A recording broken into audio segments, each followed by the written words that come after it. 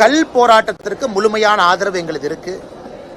அதே கல்ல உடுமலைப்பேட்டை பொள்ளாச்சியில தலைவர்கள்லாம் வந்து நாமளும் குடிச்சு அந்த கல் போராட்டத்தை ஆரம்பிச்சு வச்சோம்.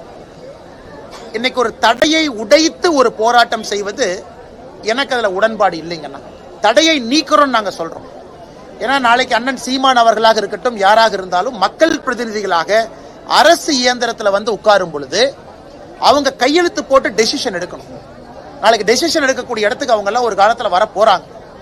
அப்படி இருக்கும் பொழுது இல்ல நாங்க காவல்துறையை தாண்டி மரத்து மேல ஏறி நாங்க கல்லை இறக்கி கொண்டு வந்து குடிக்கணும் அப்படிங்கறதுல எனக்கு தனிப்பட்ட முறையில் உடன்பாடு இல்லை.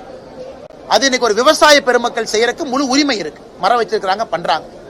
ஒரு அரசியல் தலைவர்களாக நாம் அதை செய்யும் பொழுது மக்கள் நம்மளை பார்க்கறாங்க. நாளைக்கு உங்க கையில நாங்க ஆட்சி அதிகாரம் கொடுக்கும் பொழுது அந்த ஆட்சி அதிகாரத்தை எப்படி பயன்படுத்த போறீங்க? சில இடத்துல காமா இருக்க வேண்டிய சூழ்நிலை இருக்கு. ஆனால் நாம் முழு ஆதரவு கொடுக்கிறோம். அதுக்கு ஜி.கே. நாகராஜனோ நீங்களோ போய் ஒரு மரத்து மேல ஏறி பானை உடைச்சு காவல்துறையிட்ட சண்டை போட்டு நீங்க ரோட்ல கல்ல குடிப்பீங்களான்னு கேட்டீங்கன்னா நாங்கள் அதை செய்ய போவது இல்லை. சட்டப்படி தடையை தகர்த்து விட்டு களத்துக்கு வர்றோம். ஏன்னா அதுதான் ஒரு அரசியல் கட்சிக்கான அழகு. அதே நேரத்தில் அது சீமான் அண்ணன் ஸ்டைல். நான் சொல்றதுனால சீமான் அவர்கள் நான் கிரிட்டிசைஸ் பண்றேன்னு கிடையாது. அது அவரு ஸ்டைல். முதல்ல இருந்து அவருடைய அரசியல் அந்த ஸ்டைல்ல பண்ணணும்னு விரும்புறாங்க. பாரதிய ஜனதா கட்சி ஒரு பொறுப்பான கட்சி, மத்திய ஆட்சியில் இருக்கும்.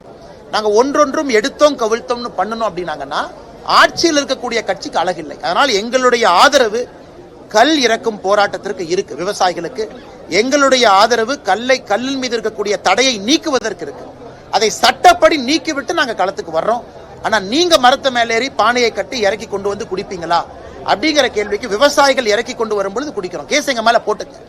காட்சிப்படி நாங்க அதை செய்யும் பொழுது வேறு தரப்பட்ட மக்களும் நாளைக்கு உங்க கையில நாங்க சட்டம் ஒழுங்கு கொடுக்கும் பொழுது அதை சரியா பயன்படுத்துவீங்களா அப்படிங்கிற டவுட் அவங்களுக்கு வரக்கூடாது அப்படிங்கறக்காகத்தான் இந்த விஷயத்தை பொறுத்தவரை எனக்கு சின்ன ஒரு மாற்று கருத்து இருக்கு.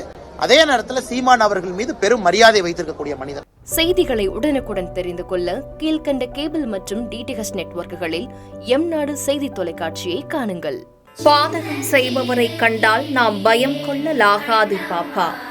மோதி மிதித்து விடு பாப்பா, அவர் முகத்தில் உமிழ்ந்து விடு பாப்பா. அண்மை செய்திகளை உடனுக்குடன் தெரிந்து கொள்ள இணைந்திருங்கள் எம்நாடு தொலைக்காட்சியுடன்.